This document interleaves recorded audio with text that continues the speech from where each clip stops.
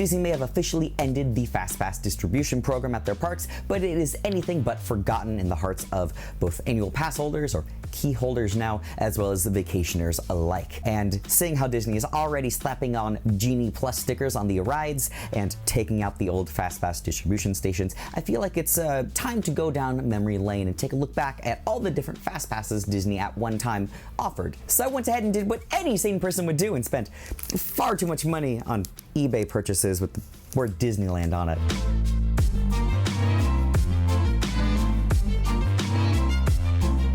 Everyone who ever got a FastPass at some point knows about the two ticket types you would usually get. Option 1 would be a FastPass for the ride or show you're currently waiting for, with a banner at the top showing you what the attraction was, as well as a return time and a barcode at the bottom, at least at the start of the program. The program started back in 1999 with 4 attractions. It's a Small World, Space Mountain, Splash Mountain, and Roger Rabbit's Cartoon Spin. The following year, Disney added Autopia and Indiana Jones Adventure while removing It's a Small World. 2001 added Big Thunder Mountain Railroad, Haunted Mansion, Pirates of the Caribbean, and Star Tours. Across the way, California Adventure opened up with 6 more FastPass-equipped attractions. California Screamin', Grizzly River Run, It's Tough to Be a Bug, Muppet Vision 3D, Mulholland Madness, and Soarin' Over California.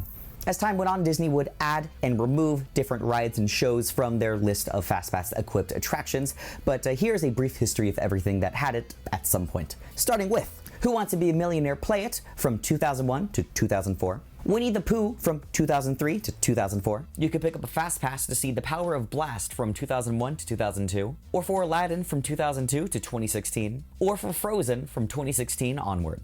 Muppet Vision 3D from 2001 to 2004. It's Tough to Be a Bug from 2001 to 2004. Pirates of the Caribbean from 2001 to 2004. Twilight Zone Tower of Terror from 2005 until its closure in 2017. Buzz Lightyear Astro Blasters offering FastPass from 2005 to 2010 until it stopped offering FastPass for some reason until it was brought back in 2015. World of Color in 2010. Star Tours 2.0 in 2011.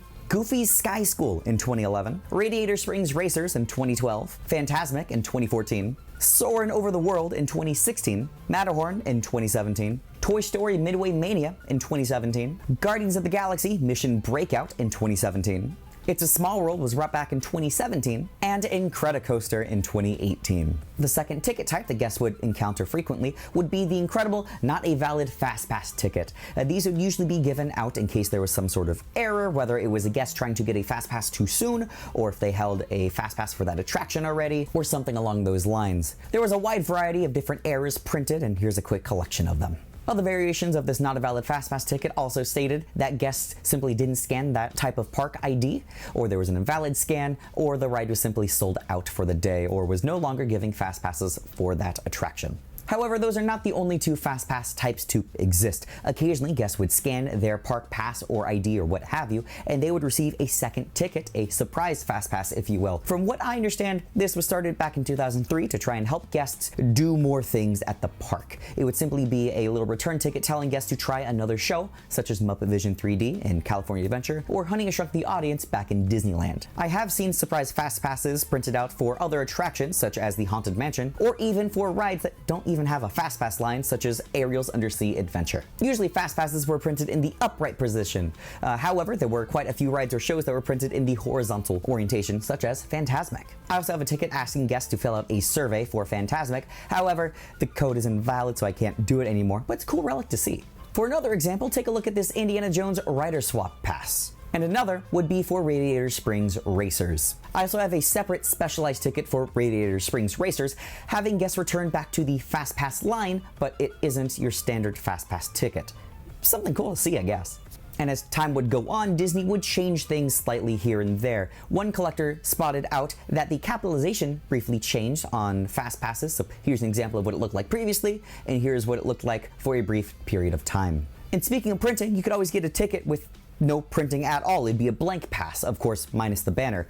Some of these sell for a pretty penny, so if you've got any, take a look at on eBay. You would also see a variety of test tickets every now and then. Here's one for Big Thunder Mountain Railroad that is very upfront about it being a test ticket, and another I have for Soarin'.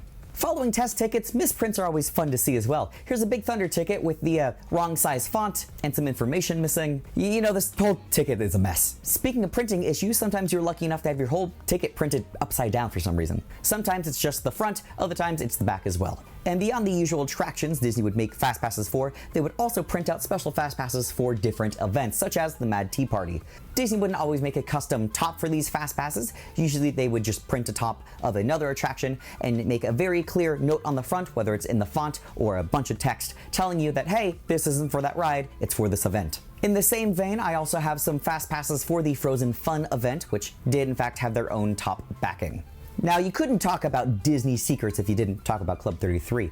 Speaking of Club 33, they had their own FastPass tickets that they can get as well. You could use these specially branded Club 33 FastPasses at anything at the parks, with a couple of exceptions, of course.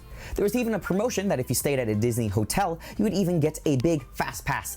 Emphasize big. It wasn't printed on a normal FastPass size. Instead, it was closer to the size of the old parking card tickets. As for some of the more interesting passes that I own, I did find one for Rise of the Resistance. Now, there are two variations that I've seen. Number one would be if you were trying to get a boarding group. Yes, you could get a boarding group by trying out a FastPass machine in person. However, these would sell out very quickly, and well, now you can't do them anymore. The other variation I found, and the one that I own, was for a cast member event. Some other passes that took a longer time for me to find would have been Who Wants to Be a Millionaire, Play It, Winnie the Pooh, and Muppet Vision 3D.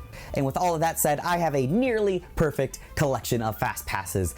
Emphasize the word nearly. I am missing 2 rides, technically 1, but I am in fact missing a valid ticket for Winnie the Pooh, and I would love to find an actual ticket for Monsters, Inc. That's the only ride I don't have one for, as it was given FastPass access, and then parks closed in 2020, and at that time I had MaxPass, so I had no reason to get a paper ticket myself. As for other attractions that I don't have a ticket for yet, Twilight Zone Tower of Terror late checkout. I'm keeping my eyes out for one of that because they were printed horizontally. Also, earlier this September, Disney printed out a custom Disney's California Adventure bannered card for the Frightfully Fun Parade.